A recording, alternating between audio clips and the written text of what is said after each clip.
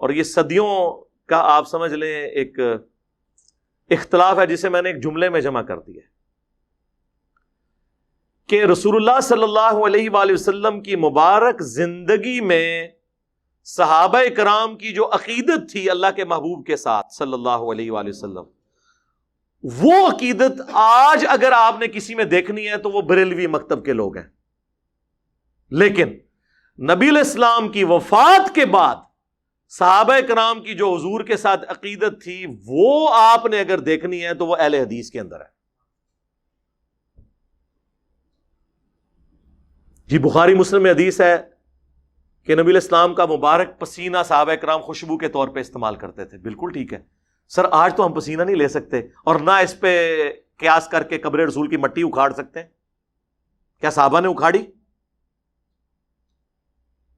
جی بخاری میں آتا ہے نبی علیہ السلام نے وضو کیا، وضو کا جو پانی ہے صلح حدیبیہ کے موقع پر صحابہ کرام نے لے کے اپنے جسموں پہ ملا، اور جس کو نہیں ملتا تھا وہ دوسرے سے لے کے جسم پہ ملتا تھا.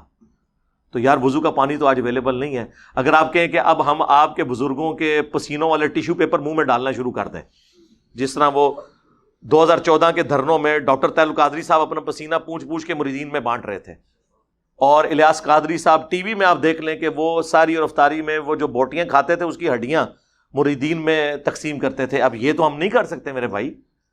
آپ نے ان کو پیغمبر بنا لیا ہے کہ حضرت ابوبکر، عمر، عثمان و علی رضی اللہ عنہم اجمعین وعلیہم السلام اجمعین اپنی عزت اس طرح کرواتے تھے؟ انہوں نے تو سوچا بھی نہیں تھا. صحیح بخاری میں آتا ہے نبی علیہ السلام نے حجۃ الوداع کے موقع پر اپنے بال منڈوا کر صحابہ کرام میں تبرکن تقسیم کیے. صحیح بخاری کے اندر ہی موجود ہے. انس بن مالک کہتے ہیں حضور کا ایک بال میرے پاس ہونا دنیا اور جو کچھ دنیا کے اندر ہے اس سے بڑھ کر مجھے محبوب ہے. صحیح بخاری میں حدیث ہے ام سلمہ ہماری والدہ، بلکہ اپروپریٹ ورڈ ہے ہماری ماں، ام المومنین، ان کے پاس حضور کے چند بال تھے جو ایک ڈبیا میں انہوں نے رکھے ہوئے تھے، اور اس محلے میں جب کوئی بیمار ہو جاتا وہ پانی برتن میں بھیجتا، وہ اس میں ڈبو کے ہلا کے دیتی تو اس مریض کو شفا ہو جاتی تھی. صحیح مسلم میں حدیث ہے نبی علیہ السلام کا کسروانی تیالسی کالا جبہ اسما بنت ابی بکر کے پاس تھا، اور وہ کہتی ہیں حضور پہنا کرتے تھے اور ہم اس کا دھون مریضوں کو شفا کے لیے دیتے ہیں. یہ حضور کے تبرکات تھے، اس میں تو کوئی شک نہیں ہے. صحابہ کرام، ابو داؤد ترمذی میں حدیث ہے نبی علیہ السلام ایک صحابی کو ملنے گئے تو آپ کو پیاس لگی تو حضور نے کہا میں نے پانی پینا. انہوں نے کہا کہ وہ مشکیزہ ہے، تو حضور علیہ السلام نے اس مشکیزے سے منہ لگا کر کھڑے ہو کر پانی پیا. وہ کہتے ہیں جیسے ہی حضور ہٹے میں نے مشکیزے کا منہ کاٹ کے اپنے پاس رکھ لیا تبرک کے طور پہ کہ اس سے میرے نبی کا منہ لگا ہوا ہے. سر صحابہ کرام نے وہ عقیدت کی ہے جو آپ کو یہ زبانی کلامی یہ جو دعوے کرتے نعرے مارتے لوگ نظر آتے ہیں، لیکن کب کی ہے؟ جب حضور علیہ السلام ان کے سامنے موجود تھے. لیکن جیسے ہی فوت ہوئے ہیں تو آپ کی میت کے اوپر محفل میلاد نہیں ہوئی، آپ کی میت کے اوپر وما ارسلناک الا رحمۃ للعالمین نہیں پڑھا گیا، بلکہ کیا پڑھا گیا؟ سیدنا ابوبکر کا خطبہ. 4 جگہ کم از کم بخاری میں ہے، اس سے بھی زیادہ جگہ لیکن ڈیٹیل 4 جگہ. کیا پڑھا؟ اپنی طرف سے اما بعد، یعنی صلاۃ والسلام کے بعد انہوں نے کہا من کان یعبد محمدا فان محمدا قد مات. تم میں سے جو کوئی بھی محمد کی عبادت کرتا تھا جان لے کہ محمد پاکستان میں فوت ہو چکے، اور حضرت ابوبکر صدیق کے زمانے میں مر چکے، کیونکہ مات کا ترجمہ فوت تو نہیں ہم کر سکتے، فوت تو خود عربی کا لفظ ہے. وَمَنْ كَانَ يَعْبُدُ اللَّهَ فَإِنَّ اللَّهَ حَيٌّ لَا يَمُوتُ. اور جو کوئی اللہ کی عبادت کرتا ہے یا کرے گا جان لے اللہ کو کبھی موت نہیں آئے گی. صحابہ میں کون رسول اللہ کی عبادت کرتا تھا؟ کوئی نہیں. مجھے بھی لوگ کہتے ہیں نا انجینئر فرضی جملے بول کے ساڈے بزرگوں نے لتاڑ دا ہے. تو حضرت بکر صدیق نے فرضی جملہ نہیں بولا، یہ کوئی آیت پڑھی تھی انہوں نے، کوئی حدیث پڑھی تھی، 295C لگا دینی تھی آپ لوگوں نے. اور پھر اپنی بات کی دلیل میں انہوں نے آیت پیش کی وما محمد الا رسول قد خلت من قبلہ الرسل افئن مات او قتل. محمد تو نہیں مگر ایک رسول، اگر یہ مر جائیں یا قتل کر دیے جائیں، یعنی پاکستان میں یہ وصال فرما جائیں یا شہید کر دیے جائیں، تو کیا تم دین سے الٹے قدم پھر جاؤ گے؟ اور پھر آپ نے تلاوت کیا انک میت وانہم میتون. اے نبی تمہیں بھی مرنا ہے، تمہارے مخالفین کو بھی مرنا ہے. تو میں کہتا ہوں رسول اللہ کی کامیابی ہے کہ آپ کی میت کے اوپر لوگ آپ کی تعریف کرنے کی بجائے توحید بیان کر رہے ہیں۔ یہ ہے امام الموحدین صلی اللہ علیہ وآلہ وسلم کی تربیت کا نتیجہ۔ ہر درخت اپنے پھل سے پہچانا جاتا ہے۔ تو صحابہ کرام کی تربیت یہ ہوئی بھی تھی۔ اس کے بعد کوئی عرس نہیں منایا، کوئی میلاد نہیں منایا۔ تو آپ اس چیز کو فرق کو سمجھیں۔ نبی علیہ السلام دنیا میں موجود ہوں، ہم ہر مسئلہ حضور کے پاس لے کے جائیں۔ بخاری مسلم میں آتا ہے بارش نہیں ہو رہی، صحابہ کرام حضور سے دعا کرواتے ہیں۔ صحیح بخاری میں آتا ہے کہ صحابی کی پنڈلی ٹوٹ گئی، نبی علیہ السلام نے مبارک ہاتھ پھیرا، وہ صحیح ہو گئی۔ بخاری مسلم میں آتا ہے کہ نبی علیہ السلام صلح حدیبیہ کے موقع پر جب پانی نہیں تھا، آپ کو پیالہ جمع کر کے دیا گیا، آپ نے مبارک انگلیاں اس میں داخل کی، 1500 صحابہ نے وضو کیا، اپنے جانوروں کو پلا لیا، تب بھی بچ گیا۔ اور جابر بن عبداللہ کہتے ہیں ہم 1,00,000 بھی ہوتے نا، پانی اس سے بھی زیادہ تھا۔ حضور کا معجزہ ظاہر ہوا۔ تو آج اگر حضور موجود ہو ہم، اور یہ میرا اپنا عقیدہ نہیں ہے، یہ حضرت عمر کا عقیدہ ہے، 1010 نمبر حدیث صحیح بخاری میں، اِنَّا كُنَّا نَتَوَسَّلُ إِلَيْكَ بِنَبِيِّنَا صلی اللہ علیہ وآلہ وسلم، اے اللہ پہلے ہم تیرے نبی کو تیری بارگاہ میں پیش کیا کرتے تھے توسل کے طور پر، اب ہم تیرے نبی کے چچا کو لے کے آئے ہیں، تو ان کی دعا کی برکت سے بارش نازل فرما، تو بارش نازل ہو جاتی۔ قبر رسول پہ تو نہیں گئے۔ حالانکہ صحیح مسلم میں موجود ہے کہ ایک دفعہ سفر کے دوران جب اسی طریقے سے کھانے پینے کا مسئلہ بنا تو سیدنا عمر نے حضور سے کہا یا رسول اللہ آپ کو ہم تھوڑا سا جمع کر دیتے ہیں، آپ اس پہ برکت کی دعا فرمائیں۔ تو بڑی مشکل سے آدھا پیالہ جمع ہوا، حضور نے اس پہ برکت اپنی مبارک ہاتھ ڈالا تو سب لوگوں کو کفایت کر گیا۔ تو حضرت عمر یہ بھول گئے تھے، قبر رسول پہ جاتے کہتے یا رسول اللہ اپنا ہاتھ باہر نکالیں۔ آپ نے 500 سال بعد تو شیخ احمد رفاعی کے لیے نکالنا ہی ہے۔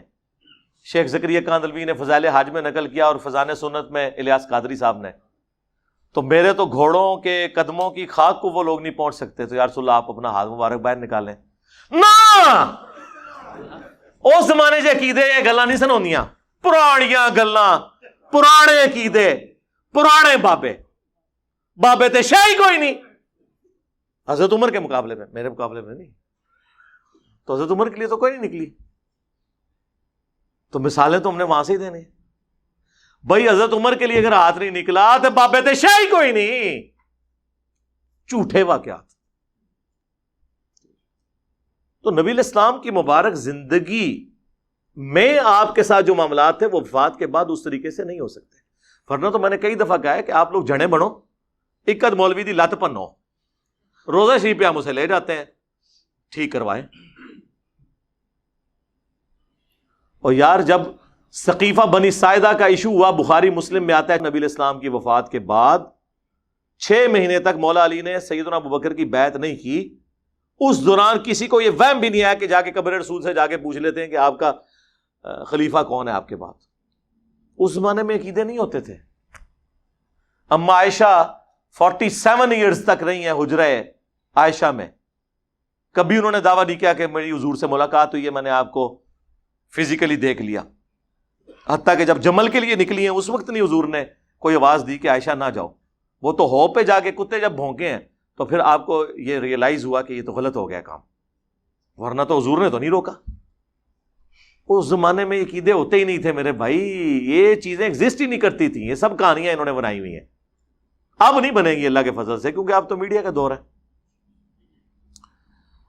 وہ کہتے ہیں جی سیدہ آمنہ سلام اللہ علیہا نے خواب دیکھا تھا۔ بالکل جی موجود ہے، مسند احمد میں حدیث ہے، مشکات میں بھی ہے، دلائل النبوہ کے اندر بھی موجود ہے کہ نبی علیہ السلام نے فرمایا میں اس وقت بھی اللہ کے ہاں خاتم النبیین لکھا ہوا تھا جب آدم علیہ السلام ابھی مٹی اور پانی، روح اور جسم کے درمیان تھے۔ اللہ کے علم میں اس وقت بھی اللہ کا پیغمبر تھا۔ بالکل ایسے ہی ہے۔ میں دعائے ابراہیم ہوں، میں عیسیٰ کی بشارت ہوں، میں اپنی ماں کا وہ خواب ہوں جو انہوں نے پیدائش کے وقت دیکھا کہ ان کے لیے ایک نور ظاہر ہوا جس سے شام کے محلات بھی ان کے لیے روشن ہو گئے۔ یعنی آپ کو بتایا گیا کہ آپ سے جو بچہ پیدا ہوگا اس کی جو حکومت ہے بالآخر رومن امپائر کو بھی سپر سیڈ کر جائے گی، یہ دکھایا گیا۔ تو وہ کہتے ہیں پیدائش کے وقت یہ جو روشنی ظاہر ہوئی نا، اس سے میلاد کی لائٹنگ ثابت ہوتی ہے۔ سر یہ آج تک ثابت نہیں ہوئی تھی، آپ نے ثابت کی ہے۔ اس سے کیسے ثابت ہوگی میرے بھائی؟ تو نبی علیہ السلام پھر دیے جلاتے ہوں گے اپنی پیدائش کی خوشی میں، کوئی دکھائیں. پھر رہ کے ان کے پاس وہ رہ جاتا ہے شاہ عبدالحق محدث دہلوی جی مدارج النبوہ میں انہوں نے لکھا ہے کہ حضرت جبرائیل علیہ السلام کو اللہ تعالیٰ نے 3 جھنڈے دے کر بھیجا ہے. ایک جھنڈا جو ہے وہ خانہ کعبہ کے اوپر، ایک رسول اللہ کے گھر کے اوپر، ایک بیت المقدس کے اوپر. اور کہانیاں نے پائی کوئی سند نہیں، سب جھوٹ ہے. بلکہ میں کہتا ہوں سب کانٹیننٹ میں سب سے زیادہ جس بندے نے یعنی اس قسم کے عقائد امت میں پھیلائے ہیں نا، ان میں سے ایک جو ہے عبدالحق محدث دہلوی ہے، المتوفی 1052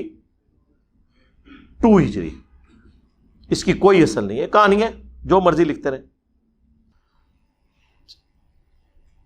اس کے بعد جو سب سے زیادہ ایک سوال ہوتا ہے نا، وہ کہتے ہیں دیکھیں جی آپ دیکھیں 12 ربیع الاول کا دن ہے، 2 گھر ہیں، ایک گھر میں حضور کی پیدائش کی خوشی منائی جا رہی ہے، دوسرے گھر میں جو ٹی وی لگا ہوا ہے، یا بچے جو ہیں وہ گیمیں کھیل رہے ہیں، 12 ربیع الاول کی چھٹی کو سیلیبریٹ کر رہے ہیں. بتائیں کون عاشق رسول ہے دونوں میں سے؟ اب اگر آپ اس طریقے سے بنیاد بنائیں گے، لاجک کی بنیاد پہ، منطق جو زیادہ تر ہمارے اہل تشیع اور بریلوی حضرات لے کے چلتے ہیں، تو پھر سر اس کی تو کوئی اینڈ نہیں ہوگی. کل کو تو پھر ہم آپ سے یہ کہیں گے کہ ایک طرف آدم علیہ السلام ہے جنہیں فرشتوں نے سجدہ کیا انکلوڈنگ جبرائیل علیہ السلام، اور دوسری طرف ہمارے نبی علیہ السلام ہے، تو ہم انہیں سجدہ نہ کریں؟ لاجیکلی تو کرنا چاہیے. لیکن ابو داؤد میں حدیث ہے، سنن ابن ماجہ میں بھی ایک صحابی نے سجدہ کیا، آپ نے کہا سر اٹھا کیا کر رہا ہے؟ ان کا یا رسول اللہ ہیرا نامی شہر میں گیا تھا، وہاں لوگ اپنے سردار کو سجدہ کرتے ہیں، تو میں نے بہتر سمجھا کہ آپ کو سجدہ کروں. آپ نے فرمایا جب میں فوت ہو جاؤں گا تم میری قبر سے گزرو گے، کیا میری قبر پہ بھی سجدہ کرو گے؟ ان کا نہیں یا رسول اللہ. تو فرمایا پھر مجھے کیوں سجدہ کر رہے ہو؟ اگر سجدہ میں جائز سمجھتا تو بیویوں سے کہتا کہ اپنے خامدوں کو سجدہ کریں اس حق کے سبب جو اللہ نے مقرر کیا ہے.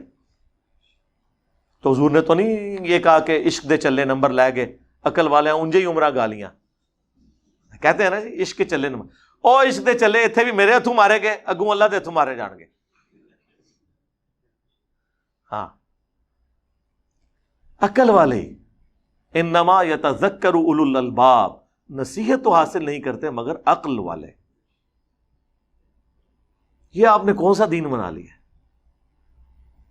تو اس طریقے سے چیزوں کو نہیں پریزنٹ کیا جا سکتا. تو اس کی پھر میں ان کو پھکی دیتا ہوں کہ دیکھیں کہ 10 محرم کا دن ہے، ایک گھر میں مجلس ہو رہی ہے، لوگ چیخو پکار کر رہے ہیں، ماتم کر رہے ہیں، اہل بیت کے مصائب کو یاد کر کے رو رہے ہیں، اور دوسرے گھر کے اندر ٹی وی چلا ہوا ہے. بلکہ اس سے بھی بڑھ کر اعلیٰ حضرت کی کتاب رد الرافضہ رکھی ہوئی ہے جس میں شیعہ کو کافر ڈکلیئر کیا گیا ہے. ایک طرف اہل بیت کے غم میں لوگ رو رہے ہیں، یہ شیعہ کا گھر ہے، یہ بریلویوں کا گھر ہے. اب بتاؤ کہ عاشق اہل بیت کون ہے؟ تو کہیں گے نہیں، عشق اہل بیت کا یہ تقاضا نہیں ہے کہ اس طرح کی بدعت کی جائے. تو سر عشق رسول کا بھی یہ تقاضا نہیں کہ اس طرح کی بدعت کی جائے. پھکی کے بغیر، اینٹی وینم الزامی جواب کے بغیر بات سمجھ نہیں آتی. خود تو آپ بھی یہ سب کچھ کر رہے ہیں. اہل بیت کی محبت بھی ہمارے ایمان کا حصہ ہے. صحیح مسلم کی حدیث، علی سے محبت نہیں رکھے گا مگر مؤمن، علی سے بغض نہیں رکھے گا مگر منافق. المستدرک للحاکم میں 2 حدیثیں ہیں. اگر کوئی شخص پوری زندگی مقام ابراہیم اور حجر اسود کے درمیان کعبے کے سامنے نمازیں پڑھتا رہے اور روزانہ روزہ بھی رکھتا رہے، لیکن اس حال میں اللہ کو ملے قیامت کے دن کہ اس کے دل میں ہم اہل بیت کا بغض ہوا، تو اللہ اسے ضرور دوزخ میں داخل کرے گا. اللہم لا تجعلنا منہم اللہم اجرنا من النار. تو آ جاؤ پھر تم بھی عشق رسول کا اظہار کرو اس طریقے سے، عشق اہل بیت کا اظہار کرو پھر اس طریقے سے، تو آپ کے لیے خود مصیبت کھڑی ہو جائے گی. اور نہیں جی یہ جو کچھ ہم کر رہے ہیں منع تو کہیں نہیں نا. سر منع تو بہت کچھ نہیں ہے. جب یہ کہہ دیا کہ جو صحیح مسلم کی حدیث کہ بدترین کام وہ ہیں جو دین میں نہیں داخل کر دیے جائیں اور وہ بدعتیں ہیں اور بدعتیں گمراہیاں ہیں، تو منع تو ہو گیا. پھر بھی اگر آپ کو سمجھنا ہے تو ہم آپ کو پھر ایک مثال دیتے ہیں کہ عید کی اذان کہاں پر منع کی گئی ہے. وہ کہتے ہیں نہیں بخاری مسلم میں حدیث ہے کہ نبی علیہ السلام عید کی اذان نہیں دیتے تھے. تو اس سے کیا فرق پڑتا ہے؟ منع تو نہیں نہ کی. اذان کوئی برا کام ہے. بخاری مسلم میں حدیث ہے اذان کی آواز سے شیطان جو ہے بھاگ جاتا ہے اور اس کی ہوا خارج ہو جاتی ہے. اور جن لوگوں نے صرف عید کی نماز پڑھنی ہوتی ہے تو عید کے دن تو اذان لازمی ہونی چاہیے، بلکہ 2 ہونی چاہیے. کہیں گے نہیں نبی علیہ السلام نے نہیں کیا. تو پھر ہم وہی سوال کریں گے کیا گناہ کا کام ہے؟ کہیں گے نہیں ہے تو ثواب کا کام ہے، لیکن نبی علیہ السلام نے تعلیم نہیں فرمایا. تو سر بس یہی ہمارا جواب آپ کے میلاد کی ایکٹیویٹیز کے بارے میں ہے. آپ نے میلاد منانا ہے، صحیح مسلم 2750، فیہ ولدت وفیہ انزل علیہ، اس دن میں پیدا ہوا اور اسی دن مجھ پر پہلی دفعہ وحی نازل ہوئی. آپ روزہ رکھ کر منڈے والے دن ہر ہفتے ہر ویک میں منڈے کا روزہ رکھ کر میلاد منائیں، جشن میلاد بھی منائیں اور جشن قرآن بھی.